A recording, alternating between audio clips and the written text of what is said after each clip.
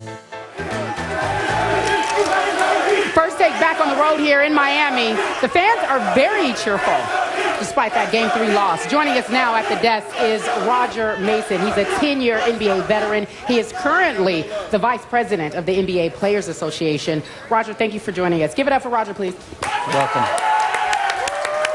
Before we get into Donald Sterling, because I know you have a really good perspective and take on the latest situation with that, we want to ask you about Game 3. You told me yesterday you had an idea that the Spurs would win Game 3. Give us your take. I was just concerned with Game 3, knowing an emotional win in San Antonio, playing for the Spurs, knowing how Coach Popovich is. I just had a gut feeling that he was going to really let those guys have it. It seems like he did, and they just didn't miss any shots. I mean, you look at the way they played that game. I mean, they were el fuego to start, and really you just saw a Spurs team that couldn't miss, really. I mean, you look at the numbers, Miami still shot over 50% from the field, but they just ran into a team that was just hot. So I was concerned yesterday. But you were sticking with Heat in how many games? I think this is going 7, but I think ultimately Miami's going to get the win. On San Antonio's home court. Yeah. Both of you think that. You know, I should have picked up on that as well, because yesterday, you know, as the day progressed, you started hearing stories emanate out of Miami's camp. Dwayne Wade, the knee was really bothering him more than he's let on.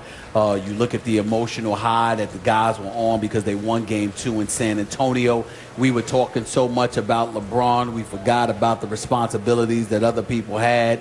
And then you listen to what the guys were saying after the game, and to me it told the whole story. You know, they got outplayed. And they got outplayed by a San Antonio Spurs team that, to be honest with you, even though I thought Miami has looked better for the most part of the series until last night, the fact is that San Antonio plays within themselves. They don't deviate too far from who they are and what they do, whereas Miami is like a human roller coaster ride, for crying out loud. And so when you listen to that, and then you hear a Chris Bosh not point to San Antonio's offense, their fluidity, their precision, but point to the fact that the Miami Heat were not focused.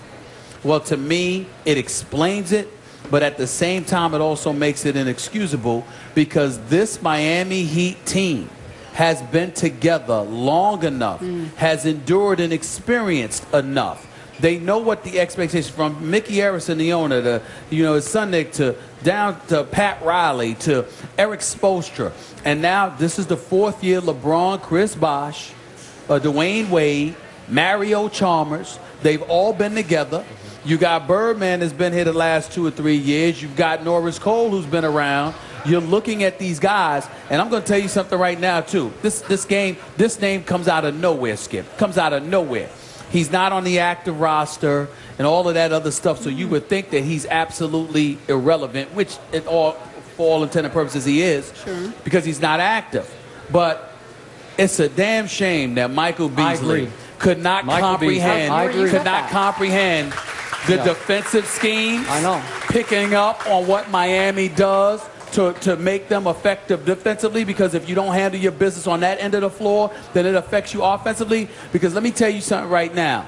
Michael Beasley is one of those offensive talents that could stop the bleeding when you're on the court and you're struggling to score and LeBron doesn't have his A game or Dwayne Wade is hobbling. Michael Beasley is one of those offensive talents that you could give the ball to and say, give me a few points, and he can do it for you. And the fact that he can't even play because he couldn't pick up on their defensive schemes or whatever is it's pretty sad. Well, it really is. Well, you said one thing, but I'll say something that concerned me with Game 3 yesterday is, and they'll never make excuses for this, but having a death of that chef, Norris Cole's chef, I think there's something more to that. Now, okay, but for everyone here, explain that. So basically, a couple of nights ago, Norris Cole's chef passed away. And so I played with Miami this year, obviously, and he's somebody that we all knew, great guy. And that was a little bit of a gut check. They'll never make an excuse for that, but that's another thing that had me concerned because emotionally, I knew Norris, I know Mario knows him very well as well, and that was something that I consider for sure. So forget the fact that he was a chef. He was a close member of the team that was loved and adored by everybody, and he passed away? Absolutely. Oh, I didn't know that. Yeah, I didn't know absolutely. that. I didn't know that. Yeah. So, Roger, you played for both these teams, and my view last night was we talked, Carrie always brings up best player versus best team, better team. And last night, the Spurs won without getting great contributions from any of their quote-unquote big three. Exactly. Yeah. It was crazy. Duncan, Ginobili, Parker, by their standards, did not have great games. So look inside the psyche of the two teams, how they approach their business, and tell us how you see how they win games. Is it different how the two teams approach and win games? I think so. And when you get beat on your home court like San Antonio does, I think the next game, it says a lot. And I know Coach Pop, and he probably had a 4-hour video session with those guys because he's that meticulous. And so you knew that those guys were going to bounce back. Now with Miami on the other side, it's no different. You know, Spo is going to have them watching a bunch of tape, bunch of film. They're going to break it down, and they're going to come back ready to play in Game 4. Well, Chris Broussard did an exceptional job reporting last night because he talked about how Kawhi Leonard was confronted by Greg Popovich and how Greg Popovich had them watching film and directly called out Kawhi. And essentially, it was interpreted, at least in Kawhi's eye, as really having his manhood challenged to some degree. And Greg Popovich does it in a way that, very few coaches can. I think Greg Popovich has established himself as the best coach in the game. I don't think anybody would deny that right now. But, Kawhi Leonard, if he woke that man up for more than one game, Miami, we have a problem. Right. That's we have fair. a problem. All right, so let's move on to another topic. I asked you off the top of the show to talk about Donald Sterling, and that is because you are the vice president of the Players Association. And as you well know, Donald Sterling is back and forth with whether or not he's going to sue the league. In a latest letter that he had actually written to the league, it explains or outlines why he would like to sue. End quote. For now, it seems Adam Silver is content with focusing his energy on violating my rights, attempting to take my property, and signing autographs for TMZ. Maybe once the dust settles, he will have some time to focus on the NBA's own transgressions. The NBA continues to thrive and exact its reign of terror in large part from the money it receives from the fans. The NBA is a band of hypocrites and bullies. They will not stop until someone stands up. That is, again, Sterling's words in part to the NBA. So he's saying, listen, I'm fighting for all Americans. You guys are trying to violate my rights. And then at the end of the day, he says they are too discriminatory. Your take? That's a joke. I mean, look who it's coming from. I just think that's an absolute sham. Ultimately, you look at what's happened. The team got sold for $2 billion. Take your money and go enjoy the rest of your life. But I don't understand why this is continuing to drag out. It's unfortunate. It was already a black eye for the league with this type of situation. And I'm hoping that, this doesn't turn into a long, litigious battle. Oh, boy. Is this my camera? Oh, boy. Let me say something. Donald Sterling is quoted here. I want y'all to listen, please. Donald Sterling is quoted here as saying, maybe once the dust settles, Adam Silver, will have time to focus on the NBA's own transgressions. The NBA continues to thrive and exact its reign of terror, in large part from the money it receives from the fans. The NBA is a band of hypocrites and bullies. Then why would you want to remain a part of the NBA? What sense does that make, Mr. Sterling? The fact of the matter is, you've essentially accused the NBA of biases and prejudices. You've hinted towards the NBA having its own skeletons in its closet. personally speaking, Skip, I'm getting to the point where this is starting to entertain me. Because I would like to know specifically what Donald Sterling you are talking about. But more importantly, let's not stop there, sir.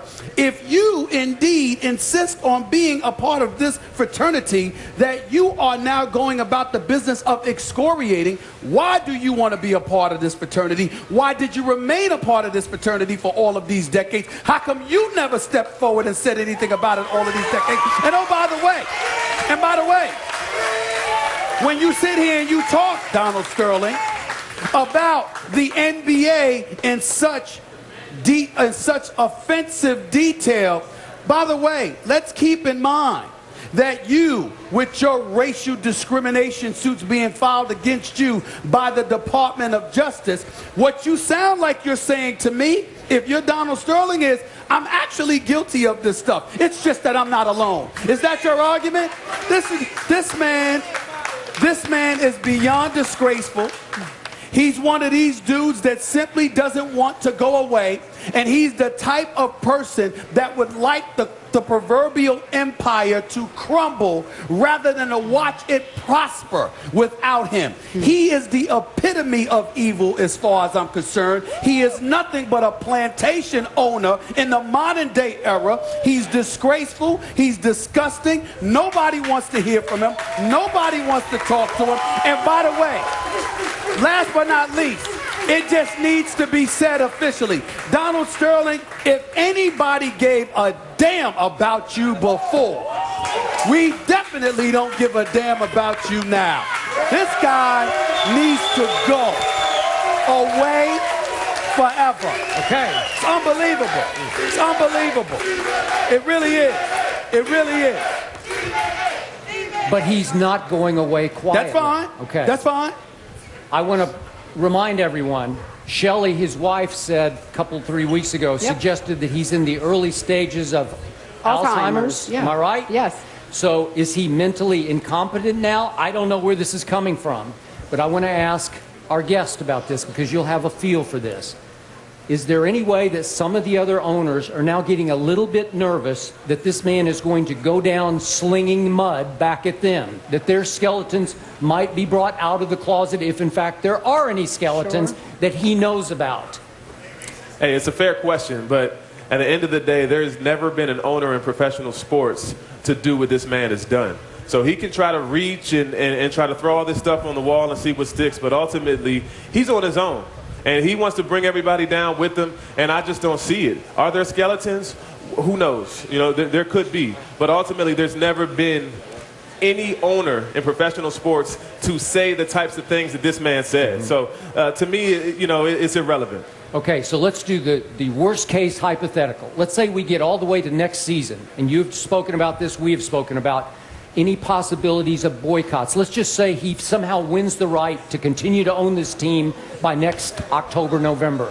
Would there be any talk of a boycott at that point by any of the star players? I think the biggest thing is our league, Adam Silver, our owners, the players, we've all been consistent. So we're all going down the same track. Okay. So ultimately, next season, I just can't see him as an owner. I just don't see that happening. Chris, I can't either. Chris, I'm sorry, Chris. Skip, it's relatively impossible. Here's why. You have the Players Association who's on the record. They want him out. You have players like LeBron James who have stood up. I can't emphasize this enough to y'all. I am not exaggerating. I am not engaging in hyperbole. I am not embellishing. Bring up, I dare anybody to look LeBron James in the face and bring up Donald Sterling's name and watch the way his facial expression changes. He knows what this man is. The players know what this man is. And when you combine that with the fact that the commissioner gave him a lifetime ban and the owners, we want a vote, to be quite honest with you. I would love to vote, and I'd love to see a public vote, because I want to see who's going to vote in favor of him staying on. The bottom line is simple. Now that you got a $2 billion owner, you know what? He's gone. He's finished. He's done. You don't have to deal with him. He can say whatever he wants to. Let's ignore the man. Ignore him. He's irrelevant. He's not bigger than the NBA. All right, the next step in this case is for Shelley Sterling, his estranged wife. She filed an injunction to see if she can continue on with the sale of the Clippers without one Donald Sterling. Roger Mason picking the series, saying that the Miami Heat will win in 7. We appreciate you being here. No problem. Can you guys Thanks give it up for having him? me. Coming up next, he's back by popular demand. It's our Bruce Bowen. You call him Bruce. It's not a boo. It's just a Bruce. Bruce joins the desk with his perspective on Game 3.